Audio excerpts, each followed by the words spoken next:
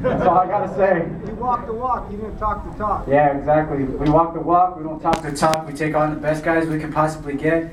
Selcuk Aydin was a tough fighter. I mean, as you guys see, we went to war.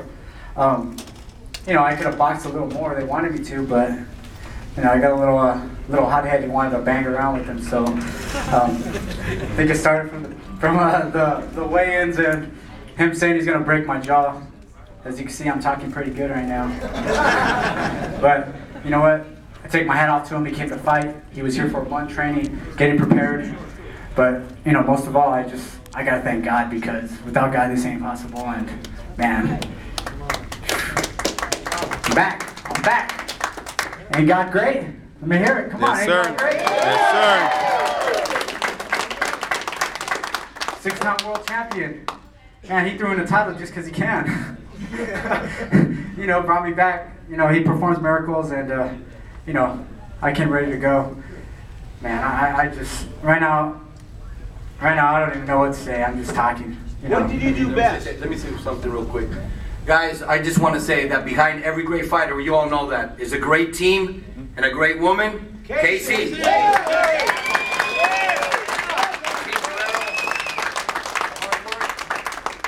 Yep, exactly like you said. You know, I got a solid team. I mean, you see my father right here is on me every single day.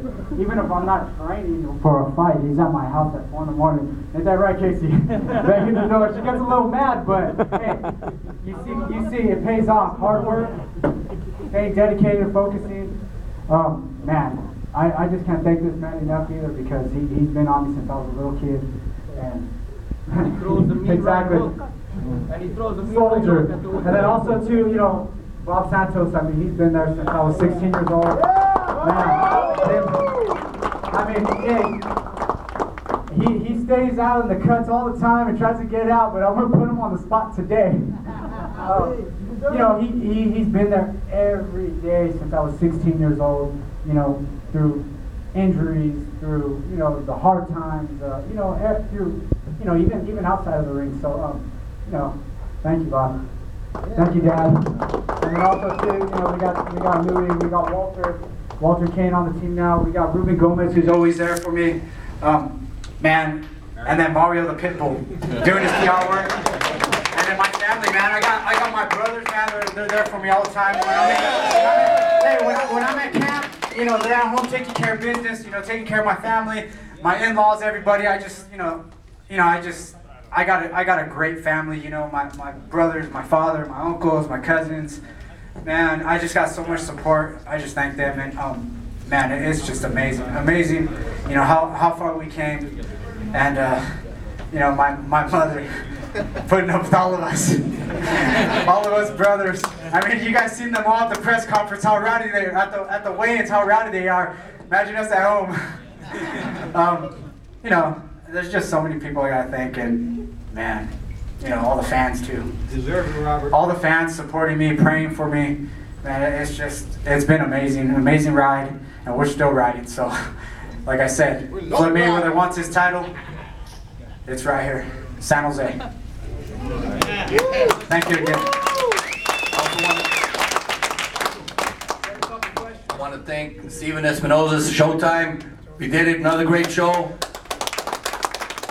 Yeah, I've had some great fights on Showtime, man. You know, I've had some great ones, and I guess there's another great one. Robert.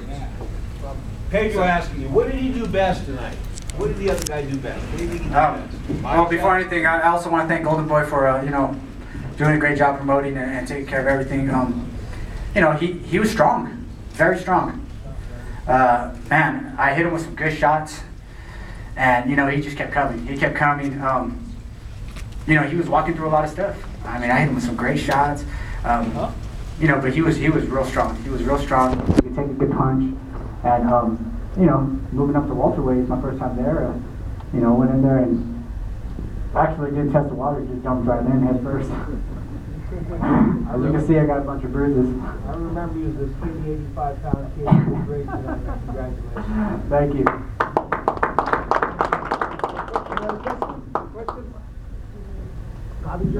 Is everybody speechless or what?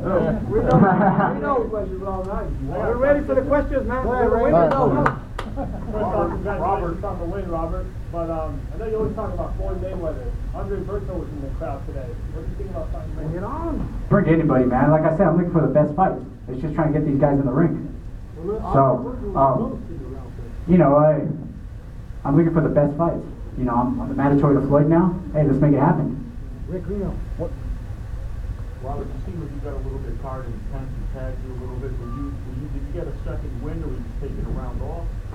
Yeah, you know, you got to pace yourself. You know, I went in there and stood in there a little too long. You know, it drained you out a little bit.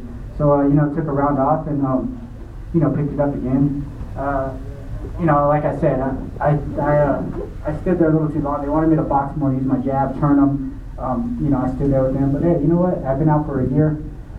You know, I'm back now. You know, got to get back on it, get back in the gym, start working on a lot of stuff, start assessing everything, and you know, start putting everything back together. Robert, what did you learn about your shoulder tonight? Oh, it feels great. I can still throw it. So, you know, I had a great physical therapist. Her name is Lisa from San Francisco out of Active Care. She did a tremendous job. You know, Dr. Gillingham at SOAR also did a tremendous job on, you know, the corrective surgery. You know, within 2 weeks, I was already in physical therapy working on it. So, man, the shoulder feels great. It feels strong. I mean, you guys see me throwing overhand. You see me throwing punches at different angles with it. I could never throw that before because it was always injured. You know, and you know, a lot of people used to tell me, you know, you got to punch down a little bit. I couldn't do it because it always hurt. So I was always compensating to throw that left hand. You know, they did a tremendous job on rehabbing it, and you know, but it was making sure that I did everything right before I started anything. Robert, you've now been hit by a welterweight. How different is that? You know, he hit hard. He never hurt me anytime. You know, but he got some punching power. You know, he's one of the hardest punching guys in the division.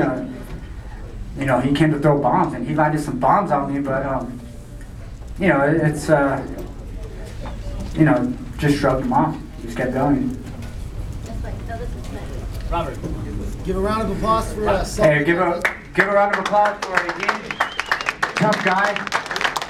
Gave me my toughest fight till today. Robert, if you can't score one of the big fights at 147, would you consider a fight at 140? No. I mean, I'm the champ at 147 now, man. So, you know, all the guys from 135 went to 140, and nobody wanted to fight me at 35, so why even go down? I mean, it's just a waste of time.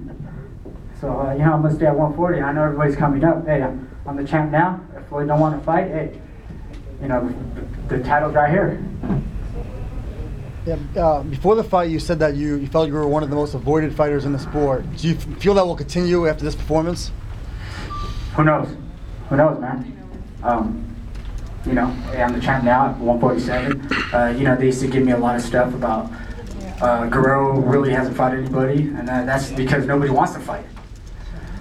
You know, I mean, everybody was saying, oh, well, Guerrero hasn't fought anybody. Well, how am I going to fight anybody if nobody wants to fight? Yeah, I'm winning titles in different weight classes, and I haven't fought anybody because nobody wants to fight. So, you know, hey, now I just moved up 2 weight classes to welterweight, won the title. You know, let's make the fights now. There's no excuse. Yeah. The only excuse now is that you're avoiding me.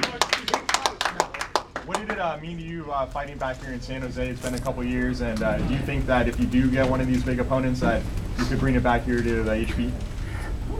Yeah, definitely. You know, it meant a lot fighting back here. You know, everybody was ready for the Maidana fight. I think the fight with Aydin was a way better fight than Maidana. You know, it was a war. You know, everybody got their money's worth. Everybody loved it. You know, Aydin came to fight. I mean, he was throwing bomb after bomb. You know, it was exciting through the whole 12 rounds. You know, there was never no dud moments. We were always exchanging, and you know, a lot of hard punches were exchanged. So, you know, definitely if I could get some, you know, one of the top names out of here, you know, bring it out here. Robert, it seems as the fight progressed, I mean, you had success early on, you were boxing him well, but as the fight progressed, it seemed like his punches and possibly the size differential was becoming a bigger factor. Would you describe that as being one of the more difficult, you know, things about Aydin in this fight, or was there something else about his style that gave you issues? What was that again? I don't really understand it. No, I said as the fight progressed, because you were having success early on, you know, outboxing